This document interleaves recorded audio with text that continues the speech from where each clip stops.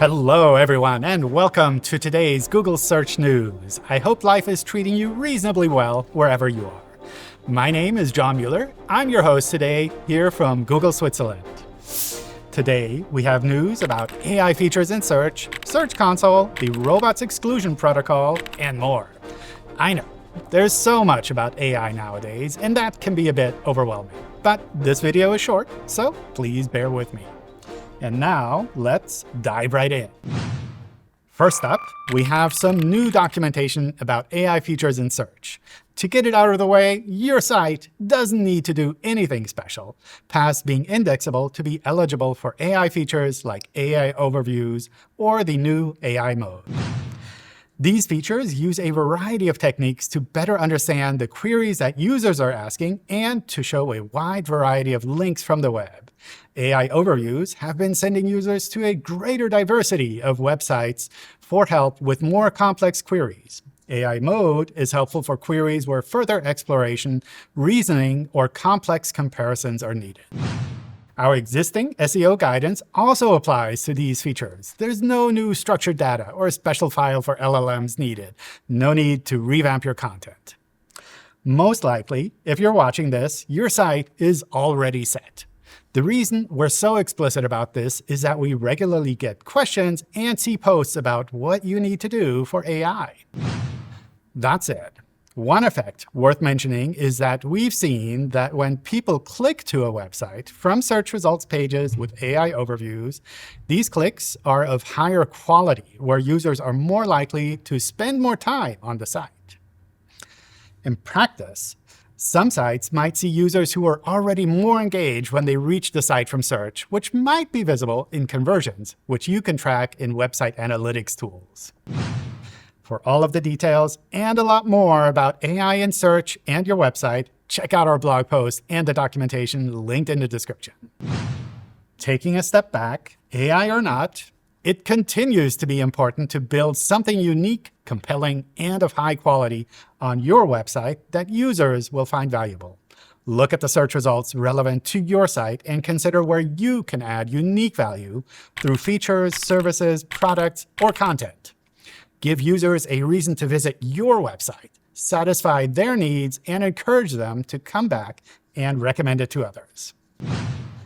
Switching gears, let's move to Search Console, the tool that site owners can use to better understand how their website is performing in search. We've continued to add more recommendations on the main dashboard. For example, you might see them when individual parts of the core web vitals are found to be particularly bad. These vitals are measured based on what actual users saw when they interacted with your website.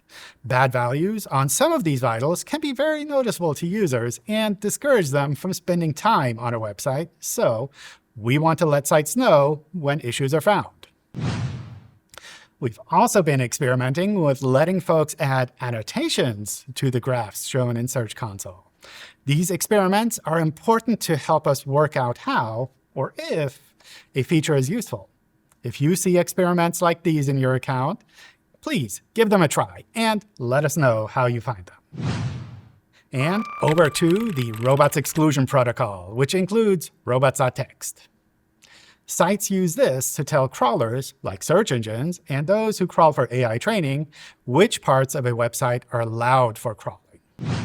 We recently published a blog post series on the robots exclusion protocol, showing how you can use these controls in granular ways.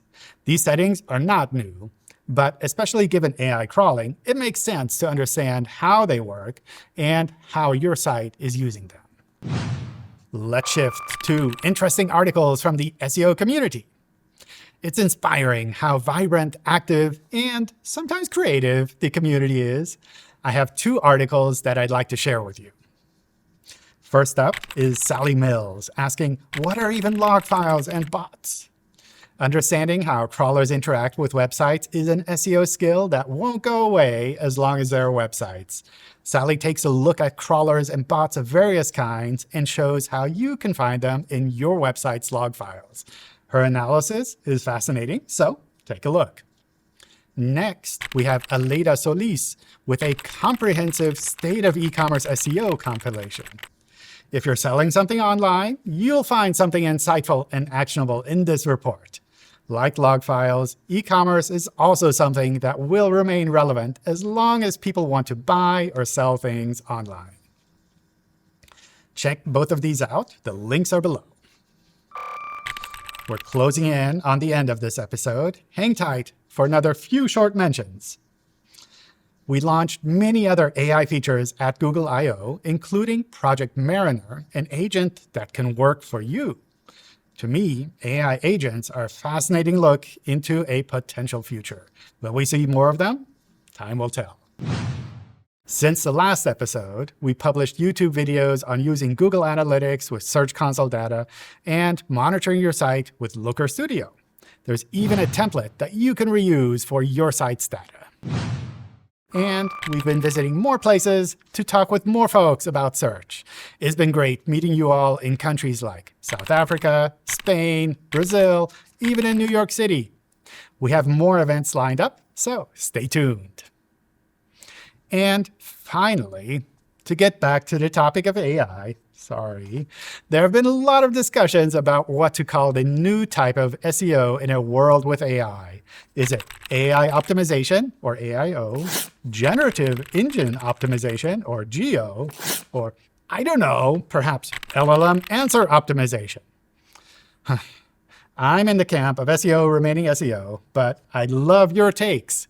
Drop a comment below. This is your chance to be a thought leader on this channel. And with that, this episode of Google Search News is now complete. Thank you for tuning in.